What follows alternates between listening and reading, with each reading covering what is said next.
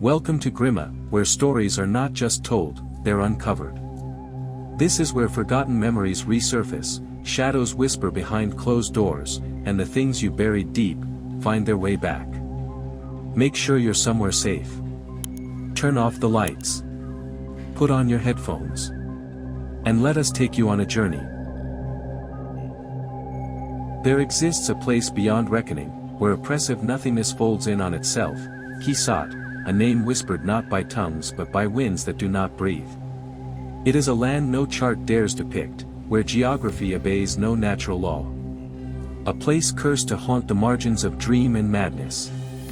On the Hythian cliffs, jagged shelves of rock draped in choking vines and black moss, stand obsidian obelisks, chained together by corroded iron links, humming with an ancient frequency that aches in the bones of those who dare approach.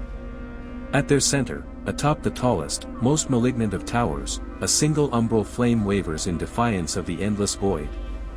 Its light does not illuminate, it enervates, leaches warmth from all it touches, casting slinking shadows that twitch as though they harbor malice. The tower is a monument. A mausoleum. A memory so old even time itself recoils from it. Its sides, tall flanks of deep violet stone, gleam with an impossible sheen, reflecting not merely one's appearance, but one's most shameful regrets.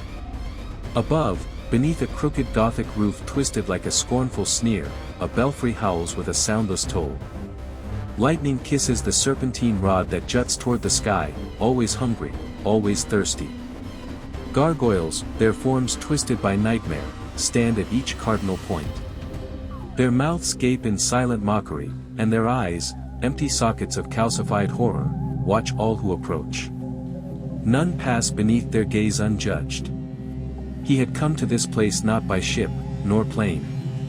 No compass spun true when near KISAAT. No machine could bring him here.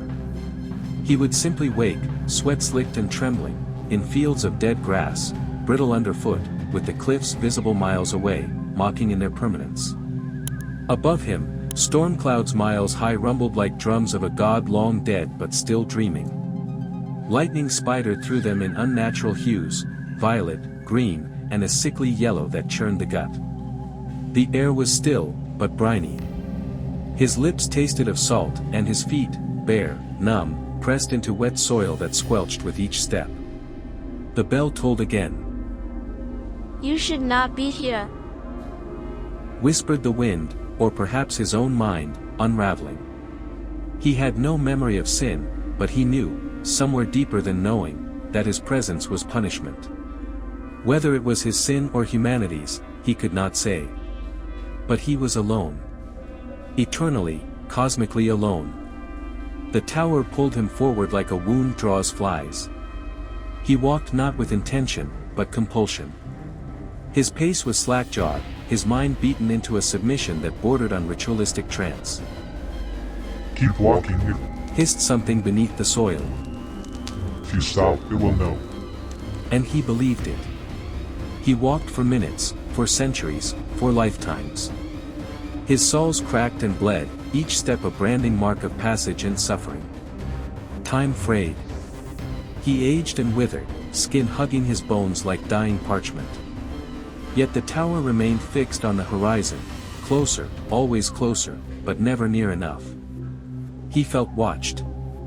Not seen, watched. Observed by something beneath the earth, above the storm, behind the obelisks. A malignant presence with no form, but endless will. And then, he stopped. A hush fell. Even the thunder recoiled. He stared up at the umbral flame, which danced with sudden violence, as though agitated by his rebellion. His breath came in cold, shivering gasps. "No more." He whispered, lips cracked and bleeding. "I will not go closer." He stood there as the storm tore at his being, the ground beneath him bubbling with black mud that reached for his ankles. The tower did not blink. It did not move. It simply was. And in that moment, he felt his soul scream. Thank you for listening to tonight's story. If you enjoyed it, Don't forget to like, subscribe, and share to help Grima bring more chilling tales your way. Every like you leave is a candle lit against the dark. We'll see you in the next story. And remember, don't look into the mirror after the lights go out.